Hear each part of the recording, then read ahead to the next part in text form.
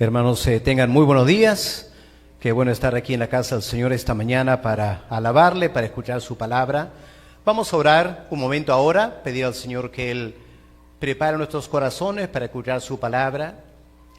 Yo sé que para algunos quizás es un poco difícil escuchar un monólogo de aquí adelante, pero espero que puedan captar de lo que pretendemos hacer es simplemente escuchar la voz de Dios, usando la Biblia para hablar a nuestras vidas hoy en día. Vamos a orar y pedir al Señor que nos ayude esta mañana. Padre, gracias por este tiempo de estar en tu presencia. Hemos alabado tu nombre, hemos proclamado que tú eres el Rey eterno. Y ahora, Padre, vamos a escuchar tu palabra. Quiero pedir, Padre, que me ayudes a representar bien lo que tú quieres decirnos, Señor. Y pido que el Espíritu Santo se encargue de aplicar esta palabra a nuestras vidas. Danos ahora la concentración del caso. En el nombre del Señor Jesús te lo pedimos. Amén. Hermanos, hace 2000 años el Señor Jesús vino a este mundo a entregar su vida por nosotros, como acabamos de celebrar. Y luego se fue.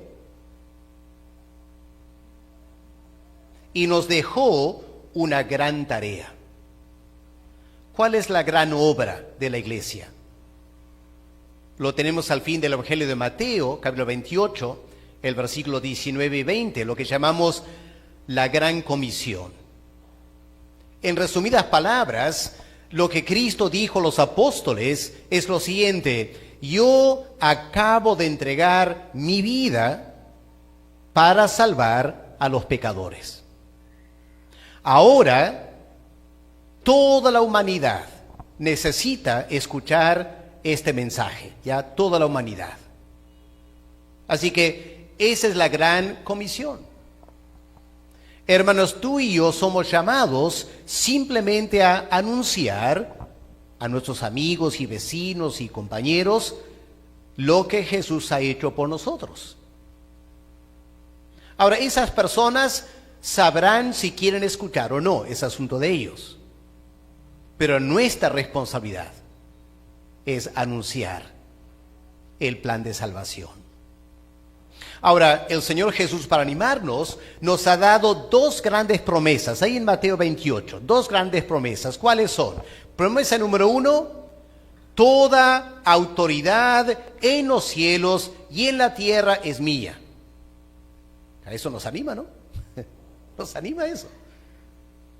Aunque te sientas débil al compartir el Evangelio, aunque sientas a veces no sabes cómo contestar ciertas preguntas, no te preocupes, no depende de ti, no depende de nosotros. Él tiene autoridad. Tú anda y habla nomás, ¿ya? Él se encarga de hacer la obra. Qué lindo, ¿no?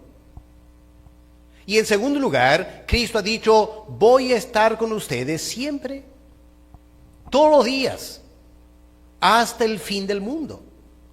Así que eso nos anima, ¿no es cierto?, a hacer la obra del Señor. Bueno, habiendo dicho eso, el Señor se va al cielo. Y la iglesia empieza a hacer esta gran obra. Y vaya a ver qué bien les fue al comienzo. Pedro predica un mensaje. 3000 se convierten. Es increíble. Y una semana después, otra prédica, unos días después, otra prédica, 5000 se convierten. Y en unos meses, Jerusalén está revolucionada, creyente por todos lados. Pero llegamos al capítulo 8, empieza la persecución y francamente, la obra en Jerusalén se estancó. Y se estancó porque Satanás, el gran enemigo de Dios, Satanás va a hacer todo lo que él puede para estorbar la obra de Dios. Bueno, la obra en Jerusalén se estancó, pero el apóstol Pablo sale a predicar a los gentiles y sabemos cómo les fue a Pablo, ¿no es cierto? Ciudad tras ciudad, Pablo predica, planta iglesias, las iglesias crecen y para el fin de su vida, Pablo dice, he llenado toda esta parte del imperio con el evangelio. Yo, un hombre. Es increíble. Ahora, en los siguientes 200 años, el imperio romano decidió aplastar la iglesia. Matar a los líderes, quemar las Biblias, crucificar, echar los leones, quemar a creyentes. ¿Y sabe lo que pasó? La iglesia siguió creciendo. Y al final, el mismo emperador se convirtió en cristiano. Porque no podía ganar a la iglesia. Hay un famoso emperador Julián el Apóstata. Él luchó contra Cristo y el Evangelio. Y al final, Julián el Apóstata murió. Y la leyenda dice que él miró al cielo y estas fueron las palabras de Julián el Apóstata, pensando en Cristo. Él dijo, tú has vencido, pálido Galileo. Pálido. En la cruz, Cristo no parecía ser muy fuerte. Murió un pálido Galileo. Y el emperador Julián, molestísimo, porque ese pálido Galileo había vencido. Lo triste es que después de haber empezado tan bien, la obra se estancó.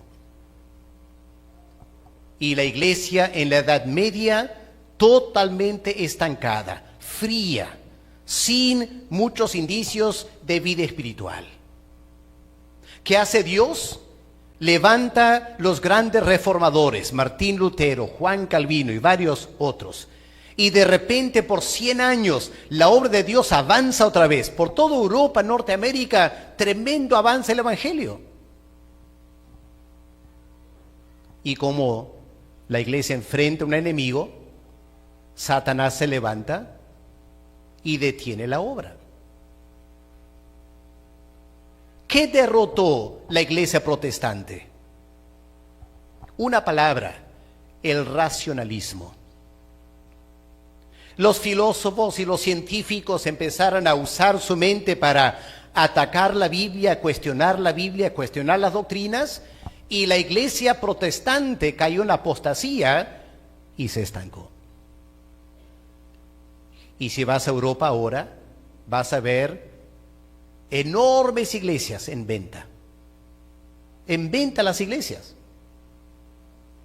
Porque ya nadie quiere la iglesia en Europa. Se ha estancado. Mientras tanto, en América Latina, hace 100 años, el Evangelio llegó. Y en 100 años, qué tremenda obra Dios ha hecho en toda América Latina. En tal manera que, hermanos, ustedes saben, es muy difícil ir a un pueblito y no encontrar alguna iglesia. Toda la zona andina, toda la zona de la selva, en los caseríos, en los pueblitos, iglesia tras iglesia, tras iglesia, tras iglesia. Hermanos, la obra ha avanzado tremendamente estos 100 años. Pero hay un peligro ahora. Acá vamos a estar en un retiro de pastores 3 días en Huanchaco. Estudiamos 100 años de la obra de la Alianza en el Perú. Escuchamos testimonios del avance tremendo en Lima, el encuentro con Dios, los años 70, 80, enormes iglesias se establecieron. Pero el pastor Javier Cortázar, un veterano en la obra de la Alianza, nos dijo que a su criterio, la Alianza enfrenta una crisis hoy en día. ¿Y cuál es la crisis? Que nos estamos estancando. Claro, hay iglesias grandes que crecen en cierta manera, pero ya no hay el crecimiento que había antes. Se está ralentando la obra. Y la pregunta es ¿por qué?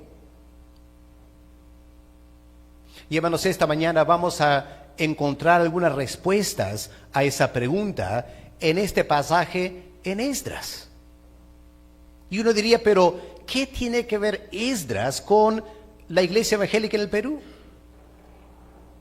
Bueno, hermanos, es porque la Biblia es palabra de Dios. Estas cosas están escritas para enseñarnos. Dios sabía de antemano toda la historia de la iglesia. Y Dios mandó escribir estos libros del Antiguo Testamento para enseñarnos cosas. Y la verdad es que es increíble cuánto aprendemos de libros que a veces poco leemos. Yo me imagino que muchos de nosotros hasta ahora no hemos prestado mucha atención a Esdras. Pero vaya a ver cuántas lecciones estamos aprendiendo de Esdras. Y esta mañana el tema es: la obra de Dios se detiene. Vamos a aprender por qué se detuvo el tiempo de Esdras y qué lecciones hay que aprender para nosotros hoy en día en América Latina. Porque si miramos el versículo 24, Esdras 4, versículo 24, vamos a encontrar que el enemigo logró su cometido. Satanás no quería que el templo sea reconstruido. Satanás nunca quiere que las cosas de Dios prosperen. Y estos exiliados que vuelven de Babilonia con mucho entusiasmo, hemos leído en este libro, en capítulo 3, empezaron con tremendo fervor construyendo el altar primero. ¿Se acuerdan? Hemos leído la alegría, el gozo al ver el altar restituido. Empezaron la obra de reconstruir el templo. Todo marchaba tan bien.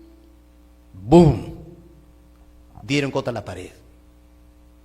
Y el versículo 24 nos dice que cesó la obra.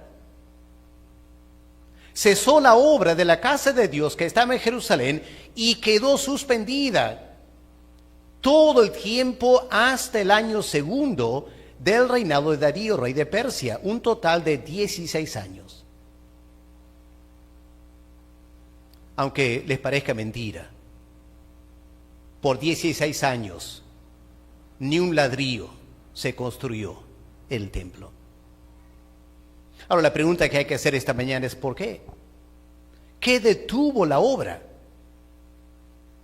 Y vamos a encontrar que Satanás no cambia. La manera que él ataca la obra de Dios no cambia, hermanos. Y si logramos aprender de cómo Satanás estaba obrando aquí, estaremos mejor preparados para vencer a Satanás ahora y no permitir que la obra se detenga. Así que, ¿cuáles son las estrategias de Satanás para detener la gran obra de Dios? En primer lugar, la estrategia de la mentira. Acusaciones falsas, mentirosas. Miren, versículo 19. Esdras 4, versículo 19. Aquí está la primera gran acusación falsa de parte del rey Artajerjes. ¿Qué leemos aquí? Y por mí fue dada orden, y buscaron y hallaron que aquella ciudad de tiempo antiguo se levanta contra los reyes y se rebela y se forma en ella sedición. Una acusación, ¿cierto? La acusación era: la ciudad de Jerusalén es un gran peligro. Porque esa ciudad, según el rey, siempre es revoltosa, siempre se rebela, siempre ataca a los reyes. ¿Es cierto eso? No, hermanos, es una mentira total. Y hermanos, primero hay que notar cuál es la gran mentira de este rey. Note la palabra ciudad, versículo 19. ¿Ya? Lo que el rey no quiere es que la ciudad se construya.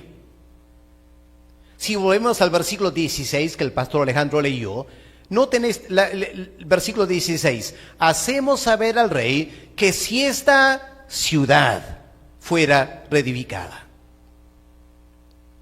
Pero pregunta, hermanos, ¿estaban estos exiliados construyendo la ciudad? ¿Volvieron de Babilonia a construir la ciudad? No, hermanos. El rey Ciro fue muy claro. Vayan a Jerusalén y construyan el templo. El templo. Pero toda la acusación de los samaritanos era que los judíos están construyendo la ciudad. Falso. No estaban construyendo la ciudad, estaban construyendo el templo. Pero esa acusación pegó. Si miramos versículo 19, marquen en sus Biblias estas tres acusaciones hacia Jerusalén. Número 1, esta ciudad se levanta contra los reyes. Segunda acusación, esta ciudad se rebela. Tercera acusación, esta ciudad forma sedición. Ahora vamos a analizar esta acusación. Vamos a ver si es algo cierto o no. Hermanos, la tarea del pastor es estudiar el pasaje y entender bien lo que está pasando aquí. A veces nos cuesta cierto esfuerzo y los hermanos no siempre captan lo que el texto está diciendo. Traten de entender lo que voy a decir ahora.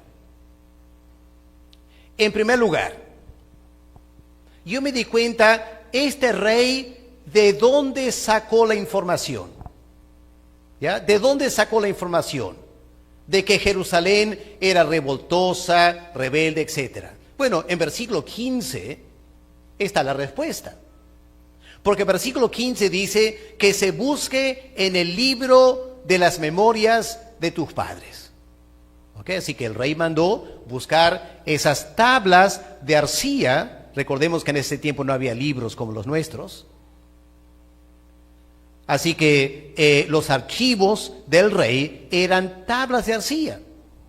Y el rey mandó buscar esas tablas de arcilla para ver cómo era el comportamiento de Jerusalén. Y la acusación es que según esas tablas, los recuerdos de los padres, Jerusalén era así y asá. Pero, ¿estos reyes quiénes eran? Cuando dice las memorias de tus padres, noten eso, tus padres. Estaríamos hablando de los reyes de Persia, ¿no es cierto? Ciro, rey de Persia, aquí es Artajerjes, también un rey de Persia. Así que está en primer lugar alegando que Jerusalén se rebela contra los persas. Bueno, una gran mentira, porque cuando los persas surgieron, Jerusalén era en ruinas. No había una ciudad para rebelarse. Así que habría que volver más atrás. ¿Ya? Vamos a incluir los medos, que fueron antes de los persas. Podría ser que encontraron aquí relato de los medos.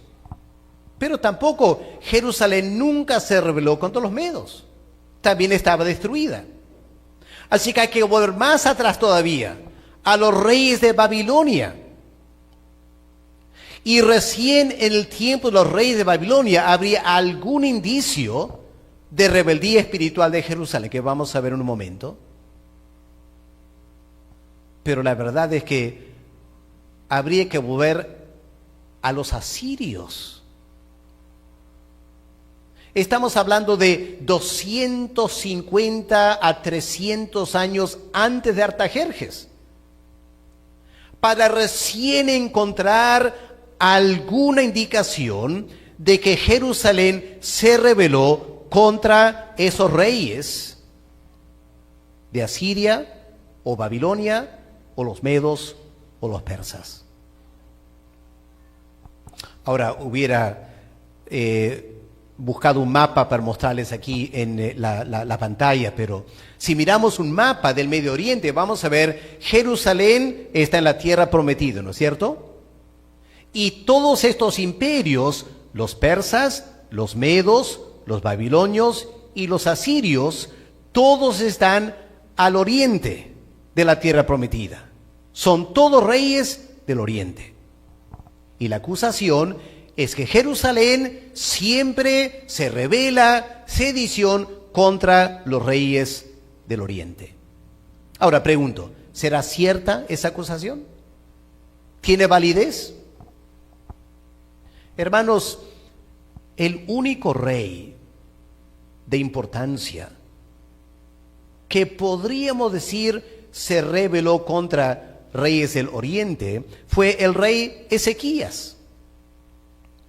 Y hay que volver a Segunda Reyes, capítulo 18, cuando leemos que el rey Ezequías se rebeló. Esta es la palabra en la Reina Valera, se rebeló. Pero si lees ese capítulo vas a encontrar lo siguiente: el rey Sedequías se rebeló solo porque él fue atacado. El rey Ezequías, él no envió un ejército a atacar a Siria. No, Asiria atacó a Jerusalén. Y no fue el rey Ezequías que se rebeló contra los asirios, fue Dios quien lo hizo. Es interesante, la Biblia dice que cuando Jerusalén estaba sitiada por los asirios, Dios una noche mató quizás una enfermedad mortal, agarró a todos los soldados y todos murieron a manos de Dios, no de Jerusalén. Y Dios los mató a todos porque atacaron a Jerusalén. Jerusalén no atacó a los asirios. Y luego más adelante, este verbo rebelar se usa, por ejemplo, del rey Joacim. En Segunda Reyes 24, versículo 1, tienes el verbo ahí, rebelar. Pero ahí el verbo simplemente significa rehusó seguir pagando tributos. El rey de Babilonia, Nabucodonosor, se había impuesto sobre Jerusalén y dijo: ustedes pueden seguir viviendo con tal que me paguen. Bueno, esto de pagar cupos no es nada nuevo. No es nada nuevo. Jerusalén pagó cupo a Nabucodonosor. Solo que un día el rey Joacim decidió: basta con pagar cupo. ¿Es rebeldía eso? ¿Es rebeldía negarse a pagar cupo? No, no es cierto. Pero esta es la acusación falsa. Y luego también en 2 Reyes 24, el versículo 20, está también esta palabra, se rebeló, de Sedequías. Pero es exactamente la misma situación. Los babilonios imponiéndose sobre Jerusalén, exigiendo cupo. Y Sedequías decide no pagar más.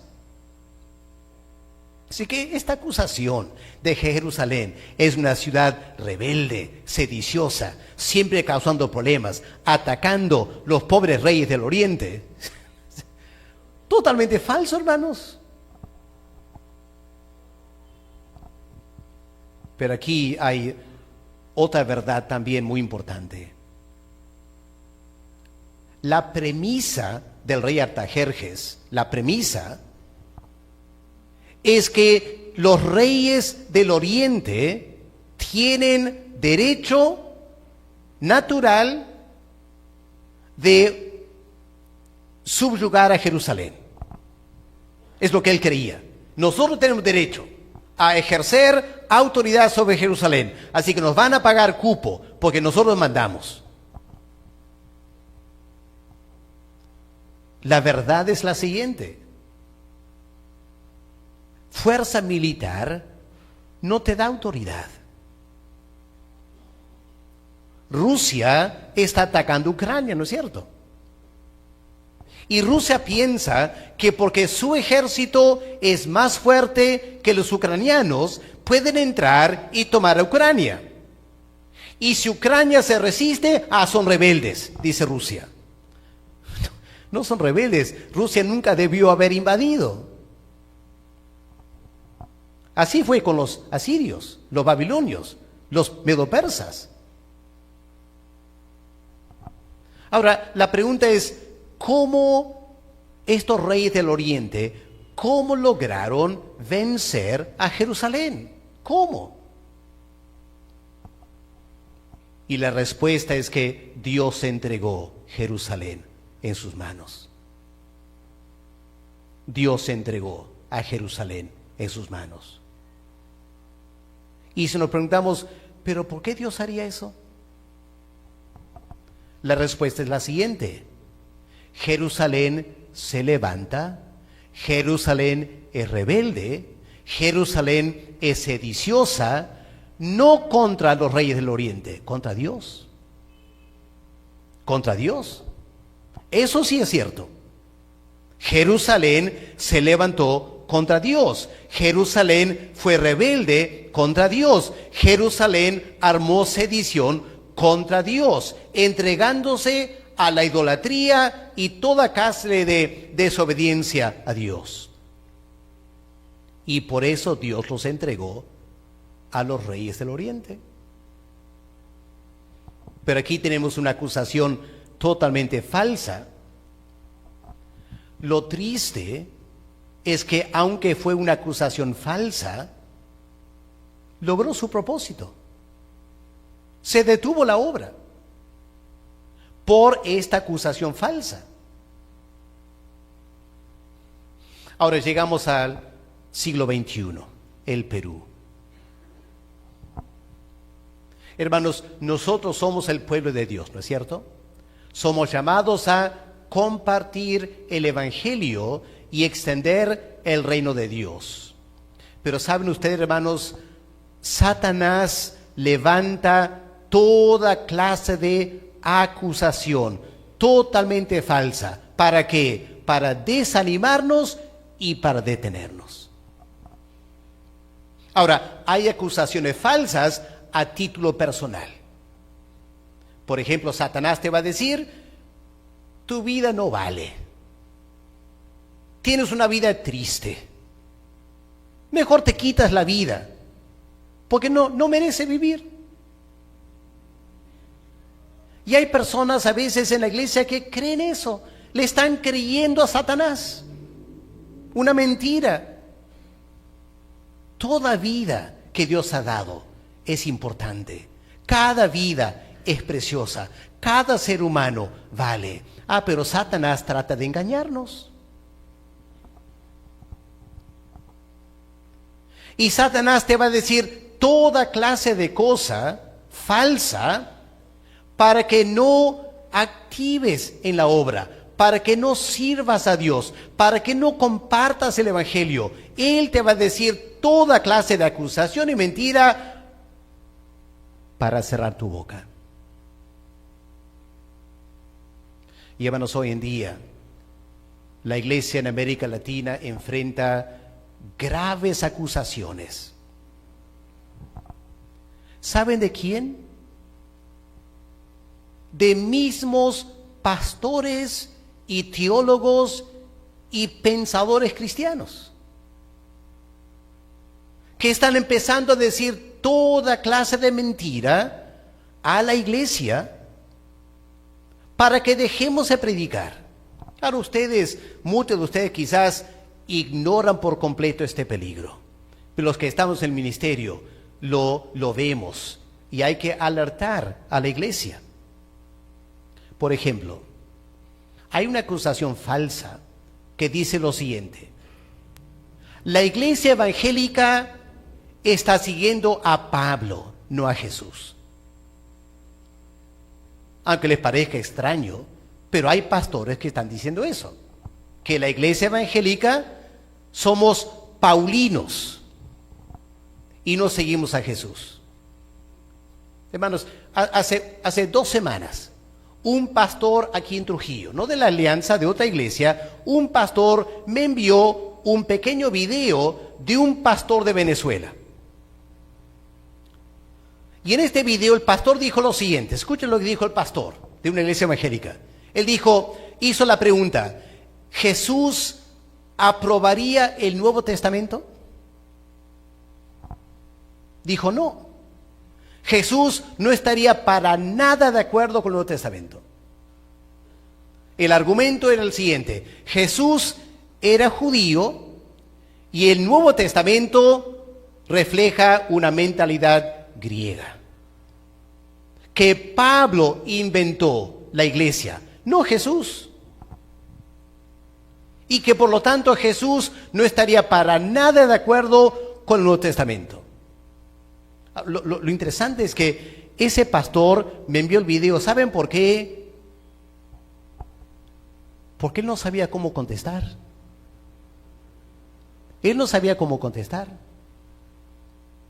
Porque el video dijo que los evangelios fueron escritos por personas que ni conocían a Jesús. Y que la teología del Nuevo Testamento es la teología de Pablo, no de Jesús. Y este pobre pastor se dio cuenta que no sabía cómo contestar eso. Me envió el video muy asustado: pastor, ¿y cómo contestamos esto? Y yo pensé, si un pastor no sabe contestar, ¿qué será de los hermanos? Y si algún creyente ve ese video, ¿cómo reaccionará?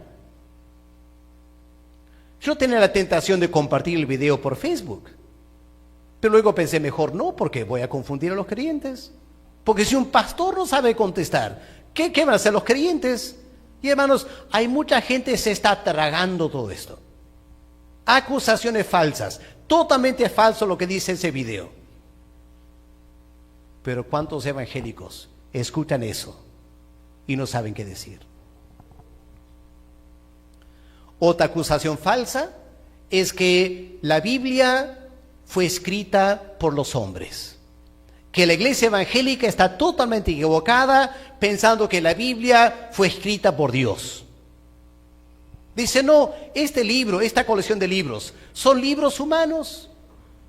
Y por ser libros humanos, incluyen cosas equivocadas, exageraciones, mentiras, leyendas, cuentos, fábulas. Y la verdad, dicen pastores, pastores, teólogos, evangélicos, dicen, no hay que creer toda la Biblia. Y yo me pregunto, ¿cuántos evangélicos están preparados para defender la Biblia? ¿Podemos contestar estas cosas? Porque, hermanos, si no podemos contestar esas acusaciones, la obra se va a detener. No vamos a predicar, porque estamos inseguros. ¿Puedo creer o no puedo creer la Biblia? Como tengo tantas dudas y el mundo no lo cree, ya mejor no digo nada. Y se estanca la obra. Otra acusación falsa es que Jesús no fue Dios. Hoy en día, si tú escuchas con cuidado las redes sociales, el área teológico, lo que vas a encontrar son cursos y ponencias y libros y debates sobre Jesús. El famoso Jesús histórico. Y vas a notar que no hablan de Cristo. Porque lo que dicen es lo siguiente: Pablo inventó esto de Cristo. La verdad era Jesús. Y dicen, Jesús fue un simple judío, molesto porque había mucha gente pobre y los líderes judíos no atendían a los pobres. Y Jesús se levanta como un gran socialista. Y él fue crucificado por atacar al capitalismo. Y dicen, Jesús murió una muerte natural y ahí quedó. Y esto de que resucitó y ahora está, le dice el Padre, eso es Pablo. Pablo inventó eso. Hermanos, con toda honestidad, estoy diciéndoles lo que seminarios enseñan. Lo que gente que dice tiene doctorado en teología enseñan. Acusaciones falsas. Lo triste es que yo no escucho muchos pastores evangélicos organizar conferencias y dar ponencias sobre estas mentiras. Y como nadie parece tomar en serio estas mentiras, lo que está pasando, hermanos, es que creyentes o miembros de iglesia en toda América Latina están poco a poco creyendo eso.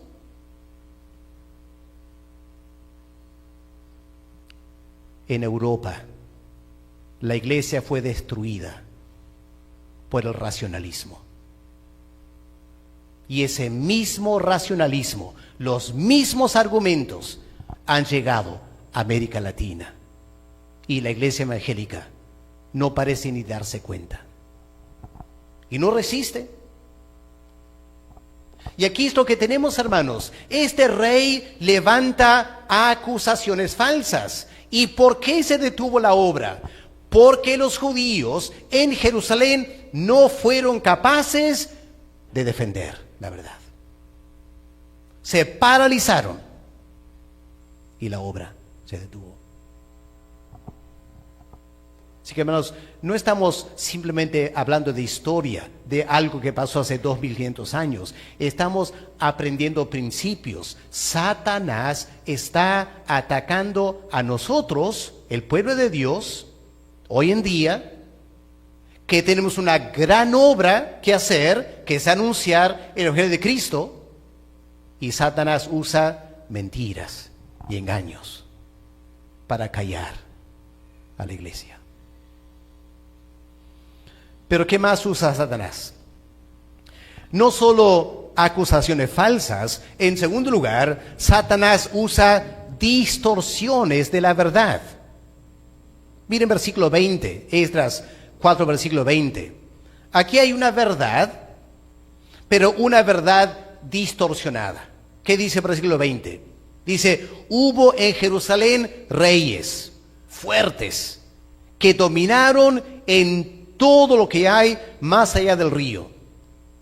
Y que se les pagaba a estos reyes en Jerusalén. Se les pagaba tributo, impuesto, rentas de parte de los reyes del oriente.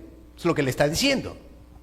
Él está diciendo, según nuestra historia, Jerusalén ha sido una ciudad tan fuerte con tan poderosos reyes que nosotros, los asirios y babilonios y medopersas, año tras año venimos pagando impuestos y tributos.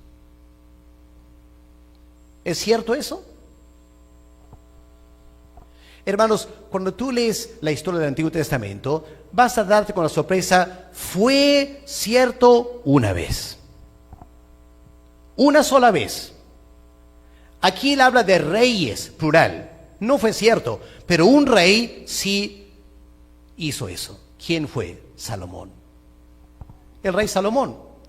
Lo puedes leer en Primera Reyes 4, versículo 21. Dios bendijo a Salomón en tal manera que su reino se extendió desde Egipto hasta el río Éufrates, y la Biblia dice que los reyes de esos lugares pagaron tributo a Salomón. Así que es verdad, eso sí pasó. Pero es una distorsión de la verdad. ¿Por qué? Porque fue un solo rey, no reyes. Y en segundo lugar, Salomón vivió 450 años antes. 450 años antes. Y el rey distorsiona la verdad para paralizar la obra de reconstruir el templo en Jerusalén. Y hermanos, cuando estudias la Biblia, te vas a dar con la sorpresa que no solo aquí hay una distorsión de la verdad, sino que hay otra verdad que este rey no menciona. Y la otra cara de la moneda es que varios reyes en Jerusalén fueron tan débiles que esos reyes de Jerusalén pagaron tributo a los reyes del oriente. O sea, totalmente al revés. Ahora, solo puedo darles los nombres y las citas bíblicas por factor tiempo, pero les animo, si quieren, lean estos pasajes. El primer rey que hizo eso fue el rey Asa en Jerusalén. Llegó un momento cuando, bajo amenaza de los reyes del oriente, Asa tuvo que sacar dinero del templo en Jerusalén para pagar cupo a un rey del oriente. Lo leemos en Primera Reyes 15, versículos 18 y 19. El segundo rey que tuvo que pagar cupo a los reyes del oriente fue el rey Joás. Segunda Reyes 12, versículos 17 al 18, es lo mismo. Él tuvo que pagar cupo a los reyes del oriente. Y el tercer rey fue el rey Acaz en Jerusalén, que también pagó tributo a los reyes del oriente. Si pueden ver, hermanos, versículo 20 es una distorsión total de la verdad. Sí, hubo un rey en Jerusalén muy fuerte, Salomón, 450 años antes. Pero en el intervalo hubieron a lo menos 3 reyes en Jerusalén tan débiles que ellos pagaron tributo a los reyes del oriente. Así que aquí tenemos una tremenda distorsión de la verdad. Y hermanos, hoy en día Satanás está haciendo exactamente eso. ¿Han escuchado cómo Satanás distorsiona la verdad? Permítanme mencionar algunas cosas y sabrán exactamente a qué me refiero. Habrán escuchado decir, no voy a la iglesia porque en la iglesia todos son hipócritas. Bueno, lamentablemente hay algunos hipócritas en la iglesia, hay que reconocer eso. Pero decir que todos son hipócritas no es una distorsión de la verdad. Habrán escuchado decir que los pastores se enriquecen de los diezmos del pueblo. Bueno, lamentablemente hay algunos pastores que hacen eso. Pero alegar que todos los pastores hacen eso es una gran falsedad. Así que es una distorsión de la verdad. ¿Para qué? Para que el creyente calle la boca. Para que el creyente no invite a nadie a la iglesia. Satanás distorsiona la verdad para frenar la obra del Señor. Y lo que a mí me preocupa en el área teológico son distorsiones que a veces los pastores ni saben cómo contestar. Por ejemplo, hay pensadores y teólogos y pastores que dicen lo siguiente. Dicen ellos, los evangélicos dicen que la Biblia fue dictada por Dios. Y eso no es cierto. Sí, creemos que la Biblia fue inspirada por Dios. Pero ningún teólogo evangélico realmente cree que Dios dictó la Biblia. No, hermanos. Dios dio a cada autor, Pablo, Juan, Moisés, etcétera, libertad para usar su vocabulario, sus expresiones particulares, sus modismos. Podemos ver el estilo de cada autor. ¿No es Dios dictando? Pero dicen eso para menospreciar la Biblia, distorsionar lo que creemos. Y luego no faltan personas que dicen, el problema con los evangélicos es que los evangélicos idolatran la Biblia. No sé si han escuchado eso, pero en Europa es muy común y está llegando a América Latina también. Dicen, el problema con los evangélicos es que toman la Biblia muy en serio, demasiado en serio, todo literal, dicen ellos. Idolatran la Biblia, es su gran ídolo, dicen ellos. Y otra vez, algunos evangélicos no saben cómo contestar. Y ante esa acusación piensan, mejor ni menciono la Biblia, porque si menciono la Biblia me van a acusar. Y luego viene esta acusación, dicen, los evangélicos critican a la Iglesia Católica por tener un papa. Pero los mismos evangélicos tienen a la Biblia como su papa de papel. Así que dice, son igual que los católicos. Solo que en vez de un papa en Roma, para el evangélico, la Biblia es su papa de papel. Todo lo que dice la Biblia es autoridad, se nos acusa. Bueno, es cierto, nos sometemos a la Biblia, pero la forma que lo presentan es una distorsión de la verdad. Y hermanos, ustedes van a encontrar cada vez más el mundo aprende de estos supuestos pensadores de la iglesia cristiana para callar al evangélico, para no hablar. Porque el momento que dices algo, se vienen estas acusaciones, se viene esta distorsión y tú sientes, no sé cómo contestar, mejor no digo nada. Y callamos. Y la obra se detiene. Hermanos, yo salí de Inglaterra hace 37 años. Y hace 37 años varias iglesias quisieron apoyarnos en la obra. Varias de esas iglesias han cerrado. Varias. Y en Inglaterra, ¿sabe cuál es el gran negocio en compra y venta de propiedades? El gran negocio. ¿Quieres una gran oferta? Cómprate una iglesia en Inglaterra. Hay increíbles ofertas. Iglesias para 500, 700 personas venden por $10,000. Pues ya nadie va a la iglesia. Están vacías, están en venta. ¿Por qué? Porque Satanás hace un siglo empezó con estas acusaciones de la Biblia y la doctrina cristiana, exagerando, distorsionando, y lamentablemente la mayoría de pastores en Inglaterra no hicieron frente a eso. Vaciaron las iglesias. Esto pasa, hermanos. Y Javier Cortázar esta semana estaba preocupado aún por la alianza. No exactamente en este sentido, pero es parte de este problema. Algo está pasando en América Latina. Los evangélicos ya no trabajamos o servimos como antes se hacía.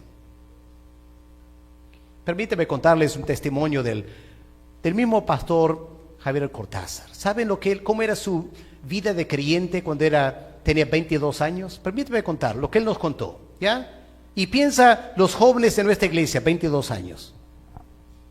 Él dijo, nuestro fin de semana en la iglesia empezó a las 5 de la tarde en Pueblo Libre de la Alianza. Él no era un líder, era solo uno más de los jóvenes. Y la reunión juvenil empezaba a las 5 de la tarde. ¿Cuántos jóvenes habían? 250 jóvenes. 250 jóvenes. Y la reunión iba de las 5 de la tarde hasta las 7, 8. Terminaba la reunión de jóvenes, empalmaba con la vigilia. Ahora, oraban toda la noche, no hasta medianoche, toda la noche, hasta las 7 de la mañana. A las 7 de la mañana, dijo él, se lavaban la cara, tomaban desayuno, porque en la iglesia a las 9 para enseñar en la academia bíblica. Él enseñaba vida abundante. Habiendo enseñado 1 hora, salían al parque, a las calles, a empezar a evangelizar, invitar gente a ir al culto, que empezaba a las 11. A las 11 estaban ahí, alabando a Dios, escuchando su palabra, terminaban y almorzaban ahí cerca, porque a las 3 de la tarde empezaban los aires libres, afuera de la iglesia en Pueblo Libre. Todo el mundo a los aires libres, de 3 a 5. A las 5 de la tarde se repartían los jóvenes en varios grupos. Él nos contó, a él le tocó ir a una zona bien alejada en los cerros de Lima de ese tiempo, gente muy pobre recién bajada de la sierra. Y ahí predicaban el evangelio, visitaban casa por casa hasta las 7 de la noche. Bajaban agarrando piedras, porque habían muchos perros bravos y había que protegerse contra los perros. Y al pie del cerro había muchos ladrones. Así que cantaban alabanzas, no sé para espantar qué espíritu, pero para no ser atacados. Él dijo, por 2 años nunca fuimos asaltados. Dios nos protegió. Así que bajaron a las 7, ¿por qué? Porque a las 8 empezaba el culto evangelístico. Y él tenía que estar ahí porque era un consejero para hablar con las personas que tomaban decisiones, orar con ellos, aconsejarles hasta las 9:30, 10 de la noche. Y recién a las 10 volvían a su casa. Habían salido el día antes a las 5 de la tarde. Y sabe, él dijo 2 cosas que me dejó impactado. Él me dijo, nos encantaba hacerlo. Y lo hicimos por 2 años. ¿Por 2 años? ¿Te imaginas ese ritmo de trabajo? Hermano, yo no lo podía hacer ni un domingo, ni un fin de semana. Me mataría eso. ¿Qué pasión por la obra? ¿Qué entrega al Señor? Explica por qué a los 28 años, Javier Cortázar, pastor titular de Miraflores, el misionero que estaba a cargo le dijo, mira, Javier, queremos que tú seas el pastor titular de Miraflores. Y dijo lo siguiente el misionero, y te vamos a pagar una ofrenda. Y Javier Cortázar dijo, ¿y por qué me van a pagar? Si estoy sirviendo al Señor, no necesito que me paguen. Y el misionero tuvo que convencerle a aceptar una ofrenda para ser pastor titular de Miraflores. Eso es pasión espiritual. Con razón la obra avanzaba. Con razón la iglesia creció. Con razón en Lima vas ahora enormes iglesias. ¿Por qué? Porque esos jóvenes sirvieron a Dios de todo corazón, mes tras mes, año tras año. ¿Lo hacemos hoy en día? No, no hacemos eso hoy en día. Por eso la iglesia no crece. No crece porque no trabajamos. La triste verdad. Hay una gran obra para hacer. El Señor ha prometido estar con nosotros. Nos llama a comprometernos con la obra. Pero Satanás viene con acusaciones. Satanás viene con distorsiones y nos paraliza. Ahora, ¿qué pasó con estos judíos? ¿Cómo aceptaron esta acusación? Porque leemos en versículo 24 que la obra se detuvo. Bueno, miren versículo 23 primero. Miren versículo 23. Cuando esta carta del rey Artajerjes llega a los samaritanos, miren lo que pasa. Versículo 23. Entonces, cuando la copia de la carta del rey Artajerjes fue leída delante de estos samaritanos, Reum y Simsai y sus compañeros, ¿qué hicieron? Fueron apresuradamente. Quiero que noten ese adverbio. Fueron rápidamente a Jerusalén para detener la obra. Ahora, qué triste, ¿no es cierto? Los enemigos fueron rápidos en frenar la obra. Y los judíos no mostraron determinación para seguir trabajando. Así que resulta que los enemigos de Dios son enérgicos, trabajan duro, y los hijos de Dios letargos. ociosos.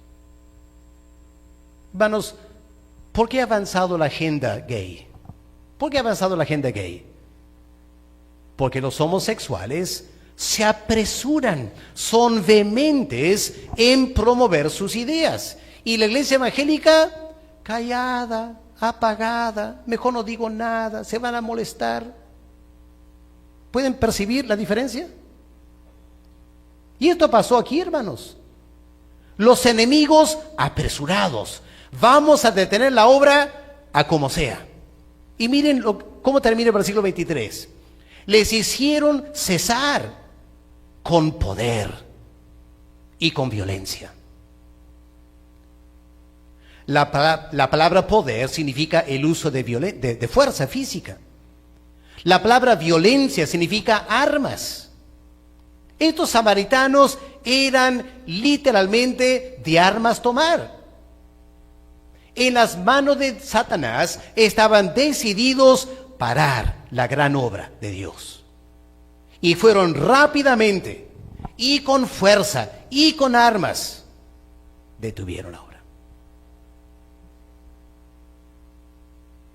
Y los judíos, el pueblo del Dios eterno, el pueblo del Dios omnipotente, cedieron. Y por eso leemos en versículo 24, cesó la obra de la casa de Dios. ¡Qué trágico! Cesó la obra y quedó suspendida por 16 años. ¿Por qué? Por una razón. El pueblo de Dios no estaba determinado. No estaba decidido. Había una falta total de determinación. Eso queda claro cuando pasamos al capítulo 5. Vamos a leer en la siguiente semana, vamos a estudiar en las siguientes semanas, que 16 años después, los judíos sí se levantaron y empezaron a hacer la obra, a pesar de que la oposición seguía. Pero ¿por qué la diferencia? Pues la diferencia es porque dos profetas se levantaron. Capítulo 5, versículo 1. Ageo y Zacarías. Y estos dos lindos siervos de Dios confrontaron a los judíos. Los confrontaron. ¿Qué están haciendo ustedes no trabajando en la obra? Hacen mal, dice Ageo. Quiero llevarles para ir terminando. Miren el libro de Ageo, el antepenúltimo libro del Antiguo Testamento. Ya vas al fin del Antiguo Testamento, Malaquías, antes Zacarías y antes Ageo. Vamos a escuchar lo que Ageo dijo a estos judíos. Después de 16 años de no hacer nada en el templo. ¿Qué dijo Ageo? Miren capítulo 1, el versículo 2. Así ha hablado Jehová de los ejércitos, diciendo, este pueblo dice, no ha llegado el tiempo todavía. ¿El tiempo de hacer la casa de Jehová? No ha llegado el tiempo. Entonces vino palabra de Jehová por medio del profeta Ageo diciendo, ¿pero es para ustedes tiempo? ¿Para ustedes? ¿De habitar en sus casas artesonadas? Y esta casa mía abandonada. Lamentablemente, hermano, lo que pasó fue lo siguiente. Los exiliados volvieron a Jerusalén, no tenían casa. No tenían casa, todo estaba destruido. La tarea era no construir sus casas, sino construir la casa de Dios. Pero uno empieza a entender que cuando vuelven y se dan cuenta, no tenemos casa nosotros, y los samaritanos tienen sus casas, el menor obstáculo fue suficiente. Ya no será el tiempo entonces. Si Dios quería, Él hubiera evitado todo esto. Así que que como Dios no quiere que hagamos el templo, vamos a hacer nuestras casas. Y los judíos se dedicaron con esmero por 16 años a tener su terreno, construir su casa, usando materiales del templo para hacer su casa, y la casa de Dios abandonada. 16 años. Había tiempo para sus intereses personales, mas no había tiempo para las cosas de Dios. ¿Suena familiar? ¿Suena familiar? ¿Por qué Javier Cortázar a los 22 años estaba tan metido en la iglesia? Porque Javier Cortázar vivía Mateo 6:33. Busca primero el reino de Dios. Las demás cosas Él te va a dar. Pero Javier Cortázar hizo el reino de Dios prioridad número 1. Por eso la obra creció. Ahora, ¿murió de hambre Javier Cortázar? No. ¿Dios lo prosperó? Sí. ¿Ha tenido una buena vida? Por supuesto. Pero no buscó la buena vida. Buscó el reino. La buena vida vino como añadidura.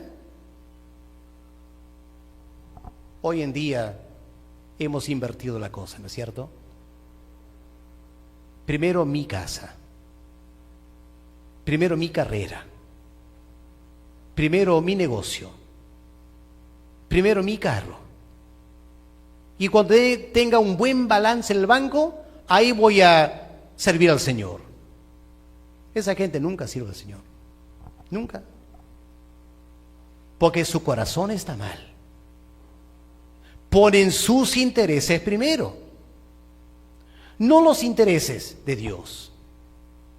Y hermanos queridos, no solo está mal hacer eso, es peligroso hacer eso. Lo digo por lo que leemos en Ageo 1, versículos 5 al 7.